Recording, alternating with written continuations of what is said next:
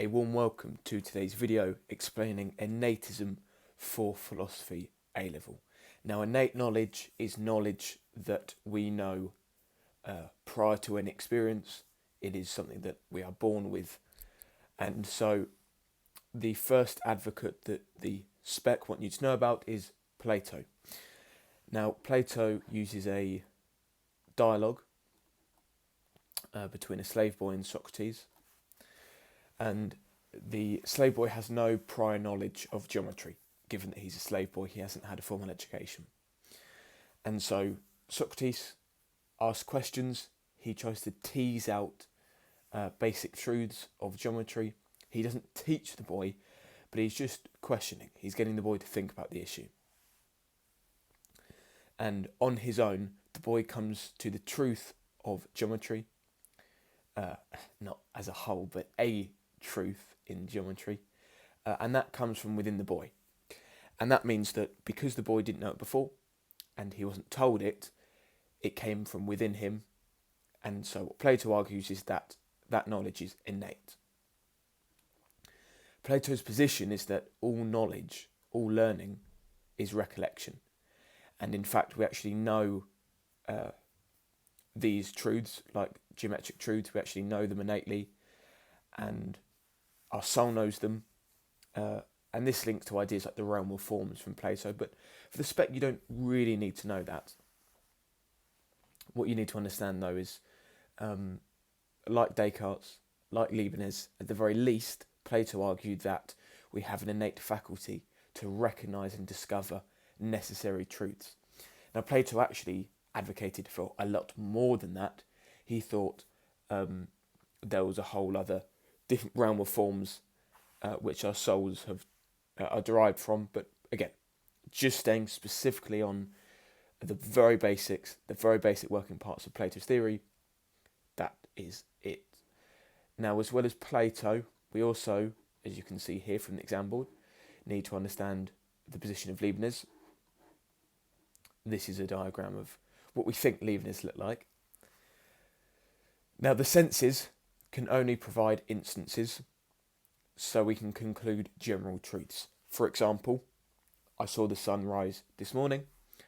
For my entire life, the sun has risen in the morning, and therefore, from all that sense experience, I can form a general truth, that a general knowledge claim that the sun will rise each morning.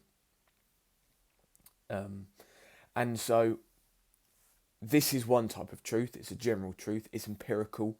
It's not certain, but we can say with reasonable certainty, but just not complete certainty, that the sun will rise each morning.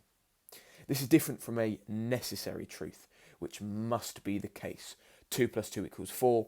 A triangle has 3 sides, for example. Notice that this is a different type of claim. These claims are derivative of the mind itself, and the mind alone, not from experience of the world. And so, because they are derived from the mind, they are also known innately, prior to any experience.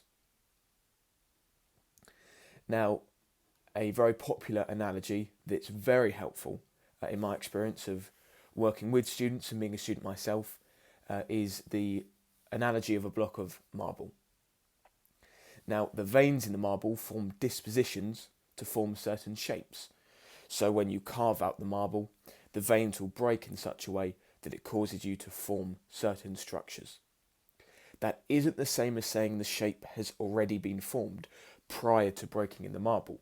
All it is to say is the vein forms a natural tendency, a natural potentiality to form a certain shape. And with experience, you see where this is going, with the hammer of experience, it forms the shape.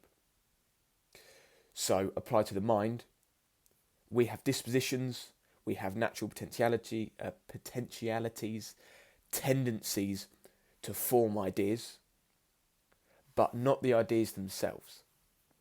And so this is a slightly more nuanced approach that is quite good when defending against the attacks of the empiricists.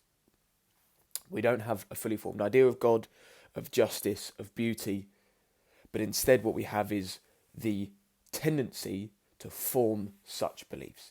We have a God-shaped hole within all of us. And so that's Leibniz's position. Now, this is John Locke, an empiricist.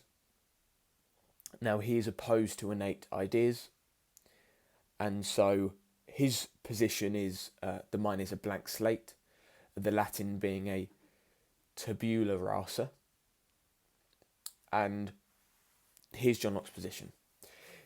Because we must be conscious of a concept to know it, and not all agents are universally conscious of some concepts held as innate, like God, then innate ideas, do not exist.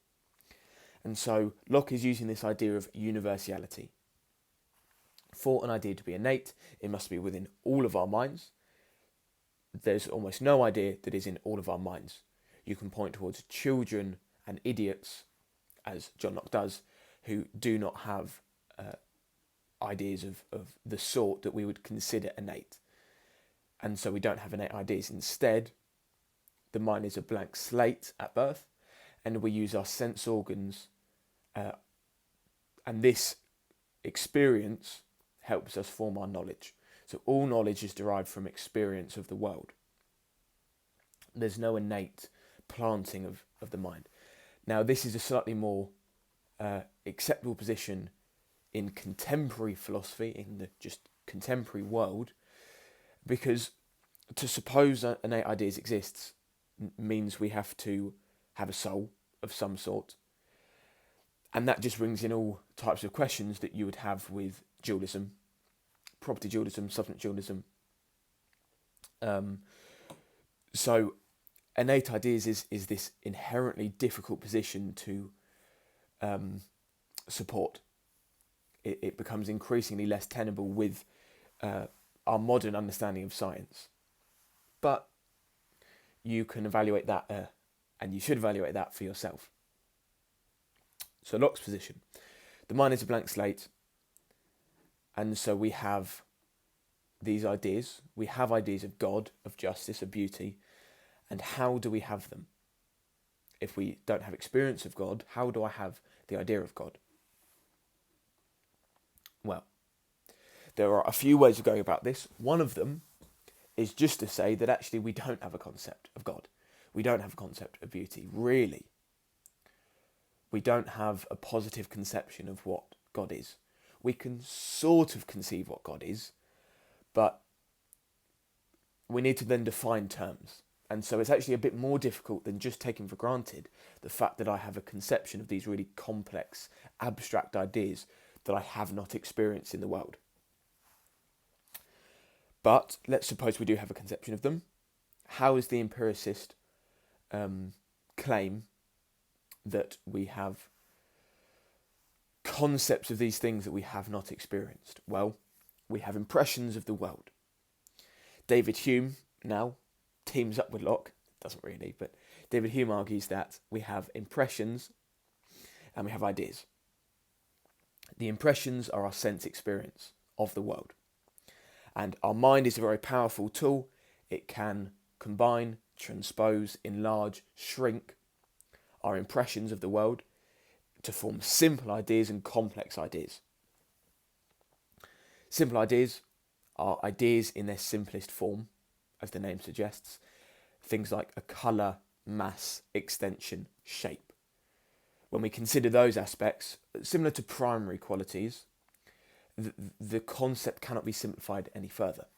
Complex ideas are ideas that aren't in their simplest form. Justice, unicorns, God, a car. There are lots of different aspects to that complex idea that can all be broken down into their constituent parts, their shade, their mass, their shape, their extension. Now, the reason we can get to an idea like God, for example, is we take ideas of goodness, of benevolence, of justice, of virtue, and we enlarge them, we maximise them, in the case of God. For something like unicorns, it's much more simple to explain. You have a concept of a horse and of a narwhal, I think, and you put them together. And so they are the positions that you need to understand for the A-level spec.